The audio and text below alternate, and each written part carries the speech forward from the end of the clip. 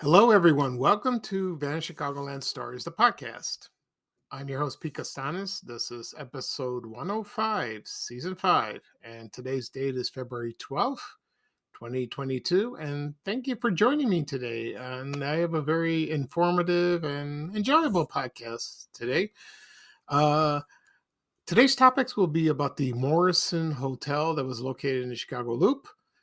Downtown, that is. And the TV show Here's Geraldine. That's a very old children's television show. Most people remember it.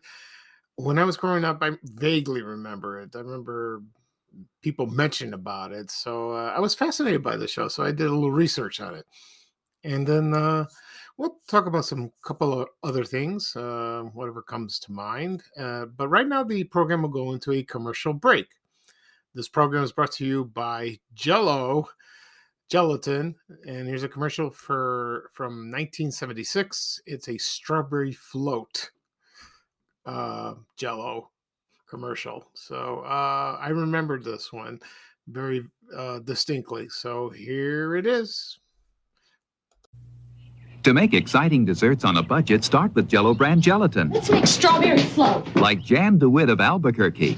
Here's all it takes. Just half-filled dessert glasses with thickened strawberry-flavored gelatin and chopped apples. Now, my trick. Tilt the glasses in the fridge. Chill 15 minutes. Add whipped topping, more gelatin. Chill upright. Then guard the door till dinner. Watch for Mrs. DeWitt's recipe in February women's magazines. And start with Jell-O gelatin.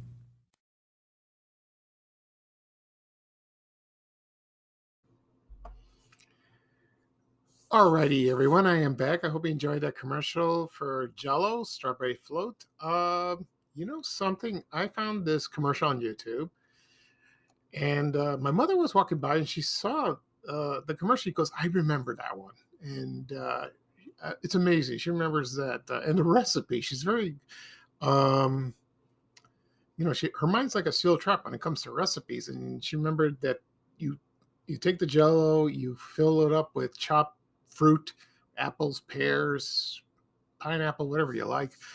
Then you take them and then you tilt them in the refrigerator, and then you add whipped cream, Cool Whip, and add more gelatin, and then you chill it, and there you go.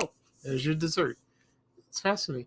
You know, a lot of people are not big fans of Jell-O. I am. So that's the reason why I chose this, because this past week I had my back tooth extracted. I fractured about a couple of weeks ago. And my dentist recommended to go to an oral surgeon to have it removed. And he said, you don't need an implant. First of all, it's expensive and it's in the back tooth, so it's not necessary. Not even a crown. Don't bother. I said, okay, that's fine. Because I had another tooth cracked about 15 years ago, but that's on the right side, upper. That's almost not in the back, but it's in the middle. But I had an implant done. But this one was in the back on the left. So I was in pain for a while. It didn't hurt a bit when I went Thursday. And they told me to eat soft foods until Monday. So all I had was soup, Jell-O. That's why I play the commercial. If I have something hard, I would chew on the right side, but I would eat like a chipmunk. It's so hard. So I can't have any solid stuff. It's hard, you know. The only fruit I can eat was bananas because they're soft. I can't have an apple, because it's too crunchy. So that's but I'm doing better. I've taken Tylenol with codeine at night, but I don't want to take it too much because it's very addictive. So I'll be very, very careful. But it doesn't hurt.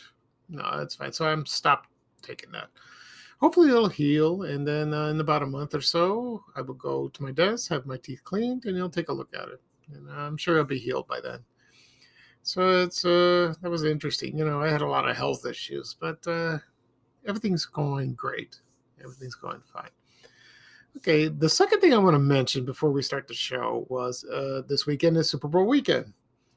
I don't intend to watch the show, the game, that is. I'm not a football fan. I mean, it's whoever likes it, be my guest. Have a good time, To me, it's overhyped, overblown. It's just a game, and then people look forward to the commercials. I'll look at that. But the Puppy Bowl is on that same day, which I'm very intrigued by that because I like little dogs. I don't like big dogs. I might watch that. That'd be kind of fun. So I don't know what I'll do. I'll probably go in my room, read a book, watch a movie, take a nap, just relax, get away from I have too bad anxiety, like that. That brings why because when I worked at my old job, American Express Travel, at any office you have a pool, a football pool. And there was this friend of mine, and he's going around with the football, with the squares. There was one guy, one person, I don't know who it was, a woman or a man, that didn't come to work. She called in sick, he or she called in sick.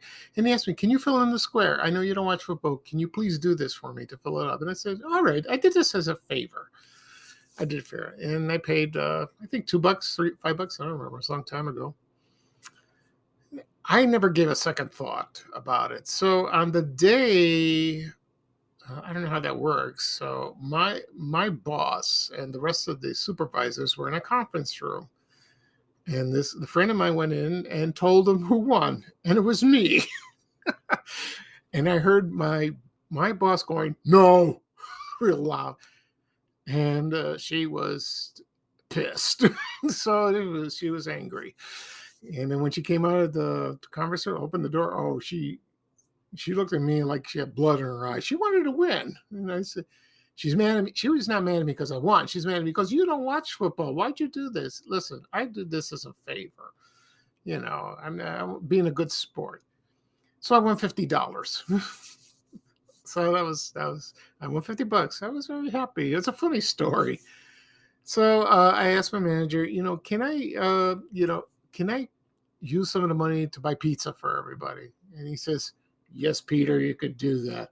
I'll chip in the rest. You keep the 25 yourself." And I said, "Okay."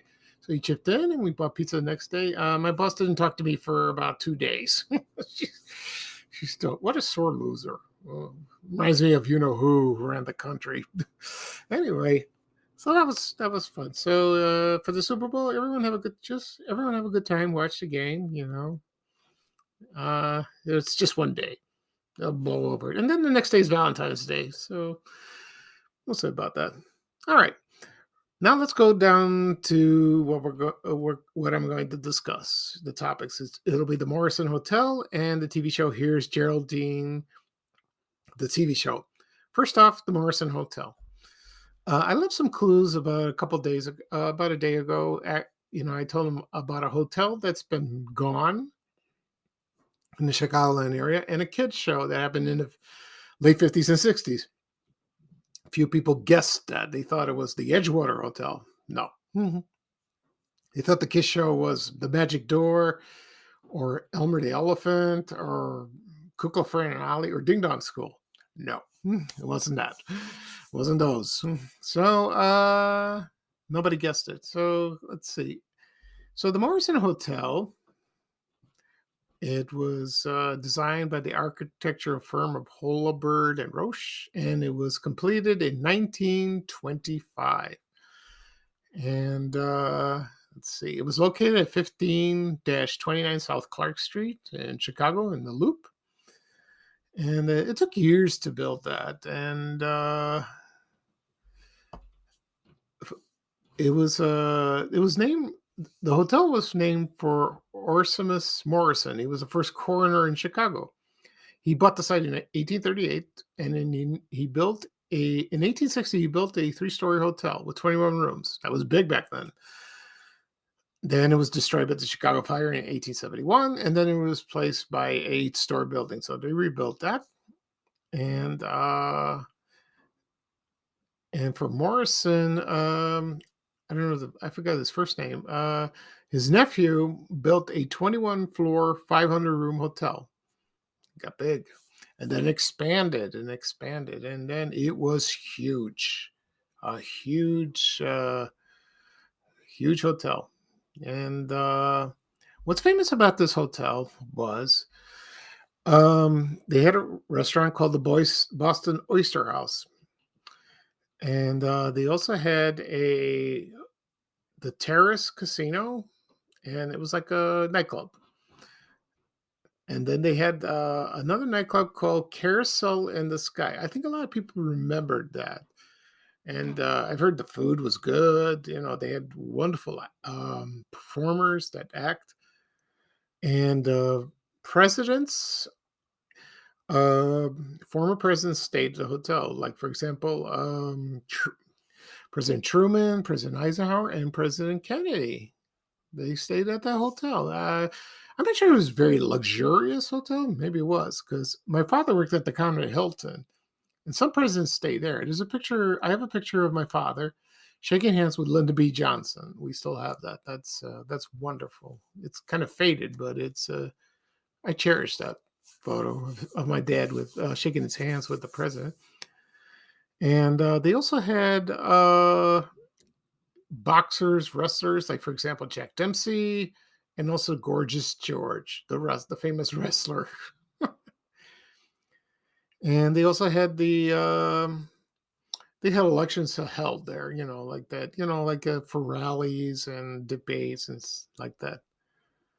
And let's see. And also, the Airline Pilots Association was founded in the hotel's ballroom, and that's very interesting. So, unfortunately, the hotel was demolished in 1965. They built the First National Bank. Now it's the Chase Tower, but First National Bank. I wish they didn't change the name because that was a Chicago company, founded in Chicago, and some people still call it that, the First National Bank. But then it turned into Bank One, then it turned to Chase. Okay. And so a lot of people remembered the hotel, and they said it was beautiful, and a lot of history passed through the halls and the rooms. Amazing, amazing with that. Yeah. And then so, like I was mentioned before, they had the restaurant called Carousel in the Sky. The menu consists like ham, filet mignon, chicken cacciatore, steak, wonderful desserts.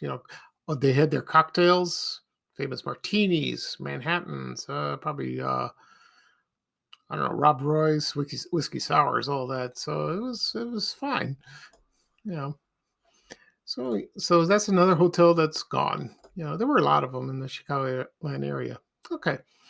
Second thing I will talk about is Here's Geraldine. And let's see. That was hosted by a man named James E. Stewart, not Jimmy Stewart from the actor. So, but he was Jim Stewart, and I have a little background about him. And let's see, the show debuted in April 22nd, 1957. It was on the air every Monday through Friday on Channel 7. It was WBKB, not WLS. WLS changed in 1968. And it had puppets, and they were brought to life, and they told stories, they sang. It was a nice, clean, fun show.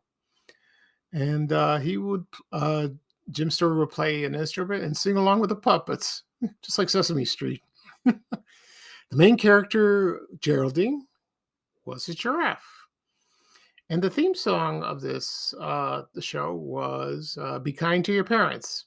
So right now I'm going to play the song of Be Kind to Your Parents on Here's Geraldine. So here it is. And a lot of people remember, they love that song. So here is the song I will play right now. And I'll be right back. Thank you.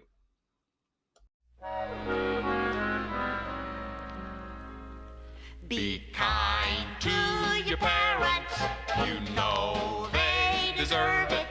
Remember they're grown-ups, a difficult stage of life.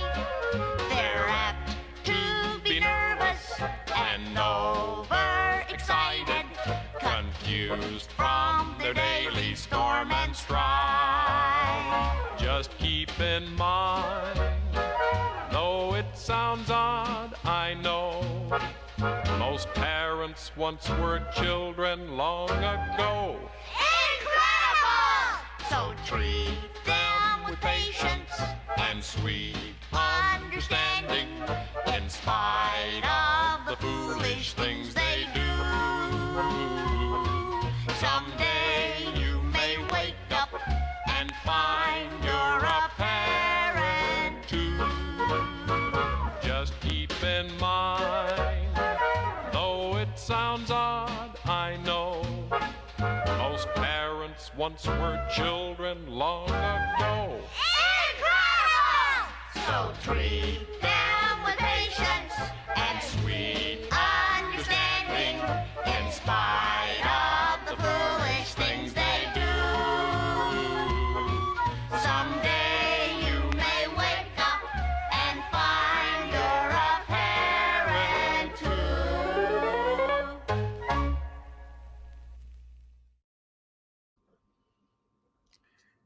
Okay, everyone, I am back. I hope you enjoyed the song. Oh, that's a catchy song. I'm sure a lot of people who grew up watching this show remember it fondly. And I think that song's from a Broadway play. I'm not sure. That's what happened. So anyway, the person that did the voice of Geraldine the giraffe was Jim Stewart's wife. And her name was Rosemary Stewart. She had a long name. So anyway, let's see. I'll tell you, yeah, her full name was Rosemary Anastasia. Well, I say it in Greek. Anastasia Lightfoot Lee Taylor, nicknamed Bud. And the song is from the Broadway show A Little Night Music. And so they got that song. Someone told me that Pete Seeger wrote that song. Maybe it's a different song. I don't know. I have to hear about it. And she was a teacher at Columbia Radio College, and she performed at the Goodman Theater downtown. And so she provided the voice of Geraldine, and she provided the other puppets. So I will read off the other names of the puppets. Okay.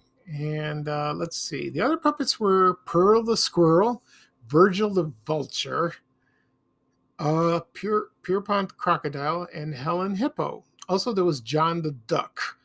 And he was not seen on television. He was in the back, and he was quacking, like the penguin, like that. So, and so I don't find any clips on YouTube about that. Not really. I think they're not recorded. I don't know. It's a shame about that. And so let's see. Jim Stewart was, let's see, I'm trying to read his biography. I'm trying to find that. All right, here we go. Actually, he was not from Chicago. He was born in Paducah, Kentucky in 1928. And, he was a very nice man, very quiet, also very talented. He never graduated high school. And I guess he just learned the hard way, And also they hosted another show for 1 year. It was called The Glovables. It ran from 1960 to 1961. And they used gloves, like the same thing. And they did it was similar like to, here's Geraldine. They used all the puppets. And then they also hosted a syndicated show called It's Light Time. I don't know about that. It was a children's religious program. And it also had puppets. They had that. Okay. And so here's Geraldine left in 1965. And that was on for about 8 years. And then Jim Stewart hosted a show called Passage to Adventure. Now, I remember this show. I remember seeing it when I was little. And it aired on the same station, Channel 7. And it ran for a long time. It ran for 12 years until 1977. He also hosted 2 other shows called Safari Land and Game Room. I'm not very familiar with that. And then in later years, he was a hypnotherapist in private practice. I guess he went to school and learned how to do that. That's interesting. I had no idea. And he hosted a radio program called Practical Spirituality. I can't say the word. Spirituality. Thank you. And A Course in Miracles. Excuse me. both on radio station WVVX FM. And hosted that for a while, and then he passed away on March 28th, 2001. He had Alzheimer's disease, so that's very sad, But I remember seeing him, and I think you can find that show, Passage to Adventure, on YouTube. I think you can. You can find an episode. He was featured on TV Guide covers and Chicago ones. So I found that show very fascinating. That was like pre-Sesame Street, and also like there was other puppet shows like Kuko, Fran, and Ollie.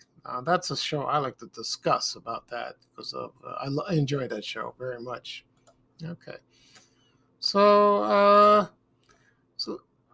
lot of people were disappointed because they thought I was going to talk about Garfield Goose, and it's not true. So I will talk about Garfield Goose in a later episode because they have a special anniversary coming up in September.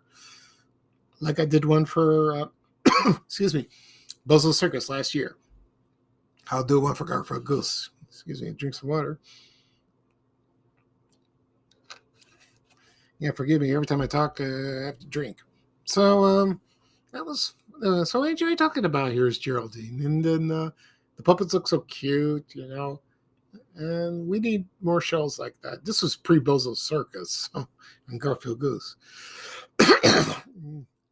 Anyway, so now today I discussed the Morrison Hotel that was located in Chicago Loop, and I also discussed Here's Geraldine. So this is kind of a short program, and I hope you enjoyed that. So this is episode 105 of Vanishing Colony Stories, the podcast.